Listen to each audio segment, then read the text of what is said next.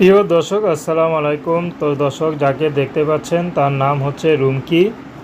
রুমকির বিয়ে শাদী হয়নি। রুমকি থাকে তার মামা মামির বাসায়। রুমকির বাবা মা কেউ নেই। রুমকি বাবাটা মারা যাওয়ার পর সে বাসায়, মামা মামির বাসায় তার মা কাজ করতো। হঠাৎ করে তার মা অসুস্থ হয়, তার মাটাও মারা যায়। তো শেষমেশ রুমকি সেই মামা মামির বাসায় কাজ করে বড় হয়। তো রুমকির বর্তমানে বিয়ের বয়স হয়েছে, বিয়ে শাদী করতে হবে, কিন্তু মামা মামির সে মুখে বা কথায় বা মনে তেমন কোনো চিন্তা ধারণাই নেই। তো রুমি বুঝতে পেরেছে রুমকি যে এখানে থাকলে রুমকির বিয়ে হবে না, জীবনটা এভাবেই পরের বাসায় কাজ করতে করতে যাবে। এর জন্য রুমকি এখন ইউটিউবে এসেছেন। যদি তার সুখ দুঃখের মাঝে কোনো মানুষ পাশে দাঁড়ায়, সেই মানুষটি যেমনই হোক না কেন, রুমকি বিয়ে শাদী করতে রাজি আছে।